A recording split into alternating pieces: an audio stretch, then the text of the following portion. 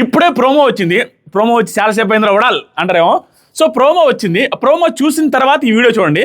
లేకపోయినా పర్లేదు, as it ఈస్గా ప్రోమోలో ఏముందో చెప్పుకుంటూ ప్రోమోలో మించి ఏం జరిగింది, ఆ ట్విస్టులు, ఆ కథలు ఏంటని మాట్లాడుకుంటా. ఫస్ట్ లైక్ చేయండి మామ, లైక్ చేసి సబ్స్క్రైబ్ చేయండి. 9 lakhs సబ్స్క్రైబర్స్ ఫినిష్ అయ్యారు. మీ అందరికీ జీవితం మొత్తం రుణపడి ఉంటాను. రేపు స్పెషల్ వీడియో వస్తుంది, వెయిట్ చేస్తా ఉన్నాను. ఇంకా సబ్స్క్రైబ్ చేయకుండా నక్కి తొంగి కాదు, నక్కకుండా తొంగకుండా ఏరా వడాలి ఏదో చెప్పాలనుకున్నావు, మళ్ళీ ఫస్ట్ స్టార్ట్ చేయాల్సి వస్తుందా, ఎత్తిపోయింది అది. సరే, నక్కి తొంగి కాకుండా సబ్స్క్రైబ్ చేసి చూడండి. పాయింట్ ఏంటంటే, కళ్యాణ్ ఫ్యాన్స్ ఎవరైనా ఈ వీడియో చూస్తుంటే రేపు సండే ఎపిసోడ్లో నీకుంది most positive episode loading for Kalyan Padala. మనం ఏదైతే రివ్యూస్లో చెప్పుకుంటూ వచ్చామో ఈ వారం మొత్తం కళ్యాణ్, ఈ వారం మొత్తం కంటెంట్ కనపడకపోయినా, లైవ్లో లేపేసినా, ఎపిసోడ్లో పెట్టకపోయినా, లైవ్లో వచ్చిన ఫుటేజ్ ఏదైతే ఉందో మోస్ట్ పాజిటివ్ ఫుటేజ్, శనివారం ఎపిసోడ్లో రావట్లేదు, ఆదివారం ఎపిసోడ్లో రాబోతుంది. ఆ మోస్ట్ పాజిటివ్ ఫుటేజెస్ ఏదైతే ఉందో చిన్న వాటినే పట్టుకొని మనం ఏదైతే రివ్యూస్లో చెప్పుకున్నామో పదే సూపర్ అనిపించాడు, మాస్టర్ మైండ్ అనిపించాడు, టీం కోసం నిలబడ్డాడు, ఈ ప్రతి ఒక్క విషయం గురించి నాకు సార్ బీభత్సంగా అప్రిషియేట్ చేశారంటే కళ్యాణ్ పడాలని. రేపు విట్నెస్ చేస్తారు, మీరు చూద్దాం. సో రేపు అప్డేట్స్ అని రేపు మాట్లాడుకుందాం. రేపు ప్రోమోలు వస్తాయి. ఆ ప్రోమోలలో రేపు అంతా కూడా స్పైసే ఉంటుంది. రేపు ఉండబోయేది ఏంటంటే ఎంటర్టైన్మెంట్ కాదు, కొంచెం స్పైసే ఎక్కువ ఉంటుంది. దివ్య గారికి మనం ఏవైతే నెగిటివ్గా చెప్పుకున్నామో ఆ ప్రతి ఒక్కటి నాకు సార్ నోట్లో నుంచి అడిగితే దివ్య గారి నోట్లో నుంచి మాటలు లేవు అనేది మనకు వచ్చిన టాక్. సో దాని గురించి రేపు ప్రోమోస్లో మాట్లాడుకుందాం. ప్రజెంట్ ఈరోజు జరగబోతున్న ట్విస్టు, ఈరోజు జరగబోతున్న వింతలు ఏంటి, తనుజ గారు రిలేటెడ్ తమ్నేల్ పెట్టలేదు కదా, తనుజ అది చెప్పలేదు నేను. తమ్నేల్ ఓకేనా, సరేలే, తమ్నేల్ పెట్టకపోయినా పర్లేదు, చెప్పేస్తాను. యాక్చువల్గా ఏం జరిగిందంటే, ఈరోజు టాప్ 6 రిలేటెడ్గా నాగ్ సార్ కూడా top 6 or top 7 Nag sir note నుంచే వచ్చిందంటే ఈ season is going to be top 6 contestants. ఈ సీజన్లో టాప్ 5 కాదు, టాప్ 6 ఉంటారు. టాప్ 6 నుంచి ఏం చేస్తారంటే లాస్ట్లో మిడ్ వీక్ ఎలిమినేషన్ చేస్తారు. మధ్యలో బుధవారం గురువారం రాగానే టూ జావ్ అంటారు. సో అదనమాట జరగబోయేది. ఆల్రెడీ టాప్ 6 అని ఇండైరెక్ట్గా చెప్పేస్తారు. ఇప్పుడు టాప్ 6కి ఆడియన్స్ అందరికీ ఆ ప్యాడ్లో నొక్కుండే అవి ఇచ్చి ఎస్ఆర్ నో ఉంటుంది దాంట్లో. అవి ఓటింగ్ చేసిన తర్వాత దాని ఓటింగ్ రిలేటెడ్గా డిస్ప్లే చేశారు. అక్కడ ఎస్ఆర్ నో అనేది ఏం చేశారంటే ఒక్కొక్కరికి చెప్తారు, వీళ్ళు ఎస్ఆర్ హిట్ హిట్ అనుకుంటే ఎస్, ఫ్లాప్ అనుకుంటే నో, వీళ్ళందరికీ ఇచ్చి ప్రాక్టీస్ చేయించి అది ఎలా చేయాలి ఏంటి, అది ఆ డివైజెస్ ఎలా ప్రెస్ చేయాలి, ఎలా ఓట్లు వేయాలని చూపించిన తర్వాత వాళ్ళందరూ ఓట్లు వేసిన తర్వాత ఒక లిస్ట్ పెట్టుకున్నారు. హిట్ టాప్ 6 ఆర్ 7 మెంబర్స్కి అని చెప్పారు. కానీ టాప్ 6కి మాత్రం ఇచ్చారు. ఆ పవర్స్ ఎలా ఇచ్చారంటే, మీరు ప్రోమో చూస్తే చాలామందికి అర్థమై ఉండదు, ఏంట్రా ఇది, ఈ పవర్ సిస్టమ్ వచ్చినట్టు వాడేసుకుంటున్నారు. ఇమాన్యుయల్ సెల్ఫిషా కాదా, ఏం జరిగింది అక్కడ?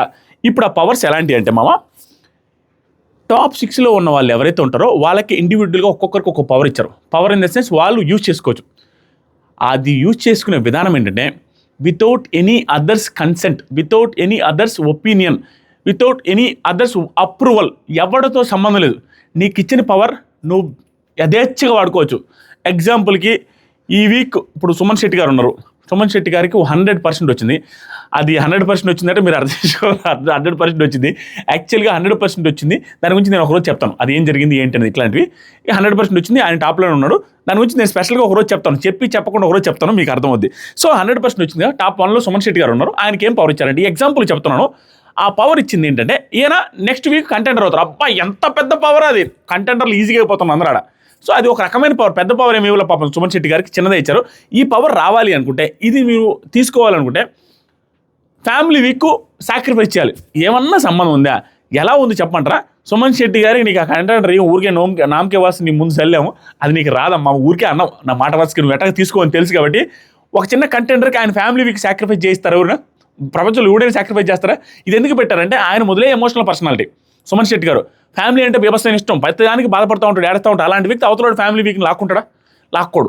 ఇది ఏంటంటే, ఆ ఇచ్చిన పవర్ ఎలాంటిదంటే, సుమన్ శెట్టి గారు భరణి అన్న కదా అడగాల్సిన అవసరం లేదు, భరణి అన్న జోలికి రావాల్సిన అవసరం లేదు. డైరెక్ట్గా సార్ ఓకే సార్ నాకు కావాలి సార్, నేను అది వాడుకుంటాను సార్, నాకు ఇష్టం, నాకు కావాలి సార్, కంటెంటర్ అవుతాను సార్ అంటే చాలు, ఆయన ఫ్యామిలీ వీక్ వెళ్ళిపోద్ది.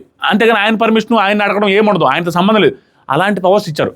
అంటే కంటెస్టెంట్స్ ఎవరైతే టాప్ 6లో ఉన్నారో వాళ్ళకి ఇచ్చిన పవర్ని వాళ్ళు అప్రూవ్ చేసుకోండి, సెల్ఫ్ అప్రూవల్.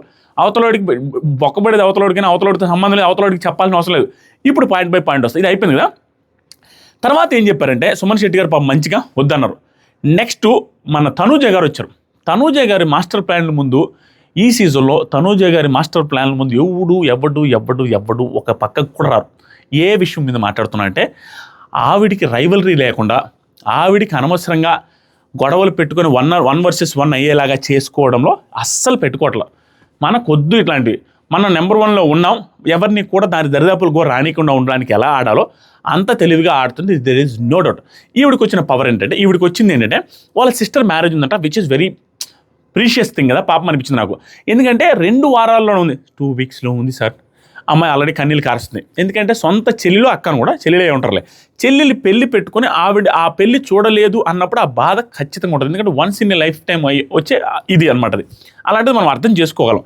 ఇప్పుడు ఆ అమ్మాయి నుంచి, ఆ పెళ్లి కూతురు నుంచి 2 వీక్స్లో పెళ్లి అవ్వబోయే పెళ్లి కూతురు నుంచి ఆడియో మెసేజ్ వస్తే దానికి బిగ్ బాస్ పెట్టిన షరత్ ఏంటంటే, నువ్వు ఎవరి దగ్గర నుంచి ఏం సాక్రిఫైస్ చేయించాలంటే, చేయించడం అని కాదు, ఈవిడ ఒక మాట అంటే వాళ్ళు చేయించేసినట్టు అయిపోయింది.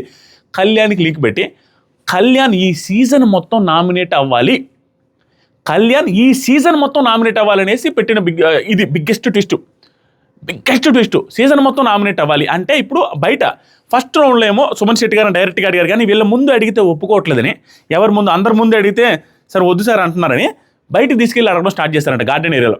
ఎందుకంటే అక్కడైతే వీళ్ళ అప్రూవల్ ఏం అవసరం లేదు, నువ్వు ఓకే అంటే చాలు వాళ్ళది అయిపోద్ది, అంతేగాని వాళ్ళని అడగాల్సిన అవసరం లేదు, వాళ్ళు ఏది ఫీల్ అవుతారని అవసరం లేదు, నీకు వచ్చిన పవర్ అనేది స్టార్ట్ చేస్తున్నారట. ఇప్పుడు కళ్యాణ్ సీజన్ మొత్తం నామినేట్ అవ్వతారు, నీకు ఆడియో మెసేజ్ వస్తుంది, నువ్వు ఒప్పుకో అంటే ఆలోచించుకున్నారంట, టైం ఇచ్చారంట, ఆలోచించుకుని వద్దు సార్ అని ఏడ్ చేసి వెళ్ళిపోయారంట. నీ ఇష్టం అమ్మ, మళ్ళీ ఛాన్స్ ఇస్తాను, అడుగుతున్నాను, నీ ఇష్టం అన్నా కూడా వద్దు సార్ అనంట.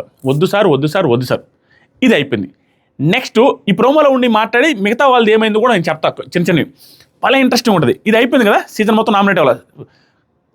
కళ్యాణ్ ఇచ్చిన ట్విస్ట్ మళ్ళీ నెక్స్ట్ లెవెల్, ఆ తర్వాత కళ్యాణ్కి మళ్ళీ తను ఇచ్చిన ట్విస్ట్ నెక్స్ట్ లెవెల్. దాని గురించి చెప్తా. ఇప్పుడు ఏం జరిగిందంటే, నెక్స్ట్ రీతు చౌదరి వచ్చారు. ఈ రీతు చౌదరి వచ్చి వాళ్ళ నాన్నగారి షర్ట్ వచ్చిందట, వాళ్ళ నాన్నగారి షర్టు ఒకటి వచ్చింది. దానికోసం సంజన గారు శారీస్ అన్ని సాక్రిఫైస్ చేయాలి. సాక్రిఫైస్ అంటే ఏంటంటే, ఆవిడ శారీస్ ఈ సీజన్లో కట్టుకోవడానికి లేదు, ఒక్క శారీ కూడా సంజన గారు కట్టుకోవడానికి లేదు. నేను తమ్మునేళ్ళు పెట్టినట్టుగా సంజన గారిని శారీస్లో ఇక చూడలేం. ఈ పర్టికులర్ సీజన్ అయిపోయాక సంజన గారికి శారీస్ కట్టుకోరు.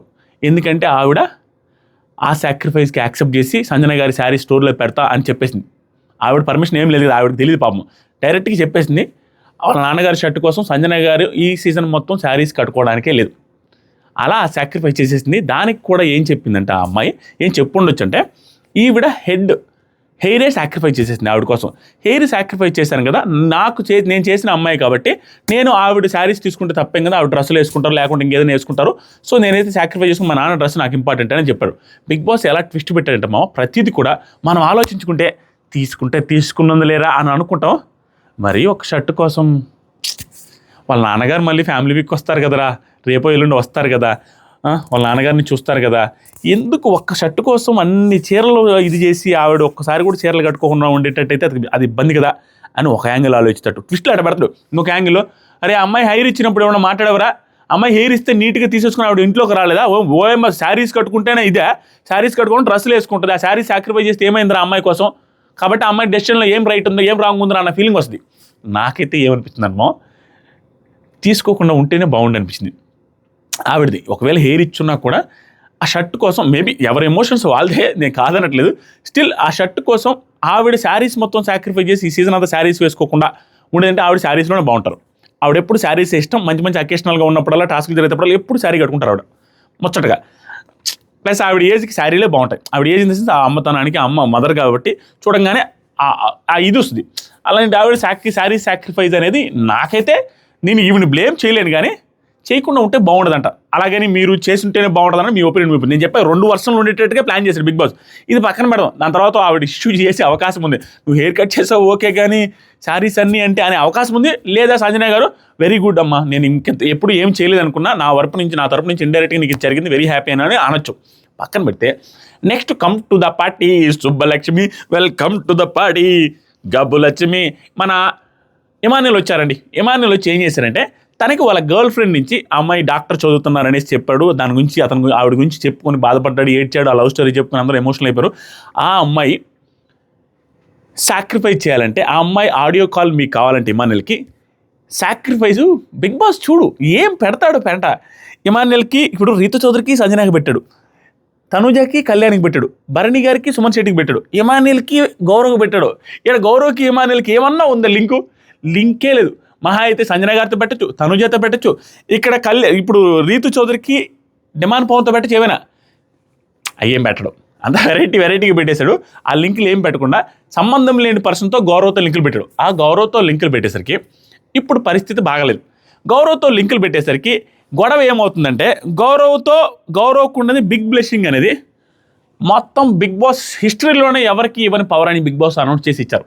బిగ్ బాస్ హిస్టరీలోనే ఎప్పుడు ఏ సమస్య వచ్చినా బిగ్ బాస్ని డైరెక్ట్గా సజెషన్స్ అడగొచ్చు అనేది ఆ పవర్. ఆ పవర్ని అలా ఓకగా సార్ ఆ ఆడియో వినేస్తాను సార్ అని వినేశాడు అంతే. ఆ ఆడియోలో ఆవిడ, నాన్నలు నువ్వు గుర్తుకొస్తున్నావు, నువ్వు ఒంటరిగా కూర్చొని మాట్లాడుతున్నప్పుడల్లా నువ్వు నాతో మాట్లాడినట్టుగా అనిపిస్తుంది అన్నప్పుడు సప సప సప ఆ మ్యూజిక్ వేస్తాడు నైస్గా, భలే ఉంటుంది అది వేరే అని. ఆ మ్యూజిక్ వేసేసి నైస్గా మనోడు విన్న తర్వాత ఎమోషనల్ అయిపోయి ఏడ్చాడు.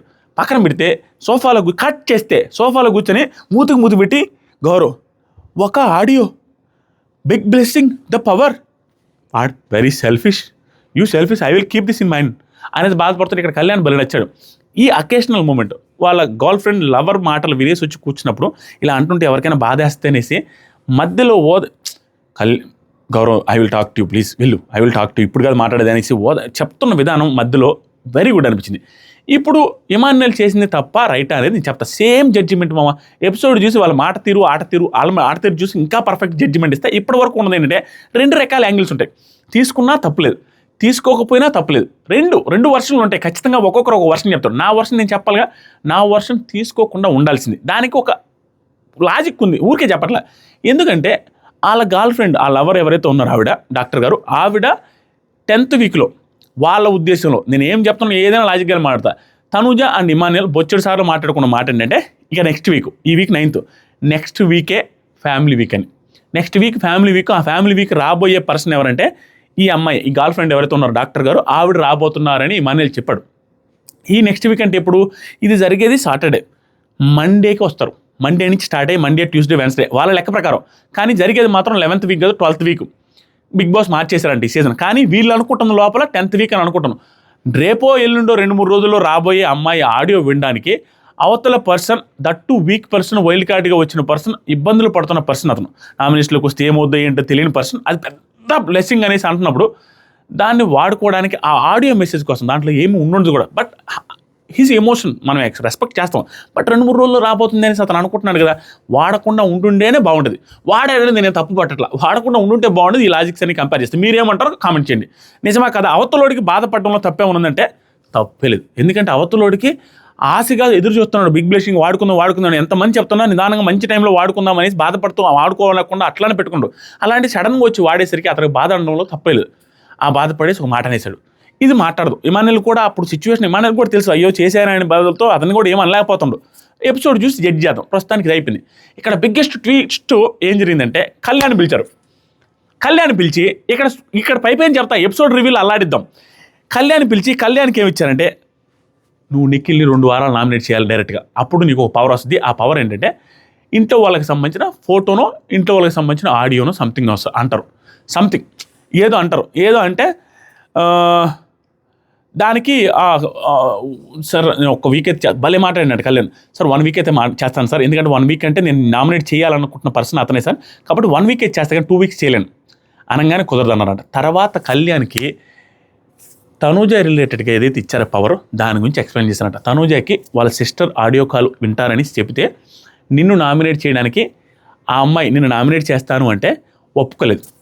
ఆ అమ్మాయి యాక్సెప్ట్ చేయలే, నిన్ను నామినేట్ చేయడానికి సీజన్ అంతా ఒప్పుకోలేదు.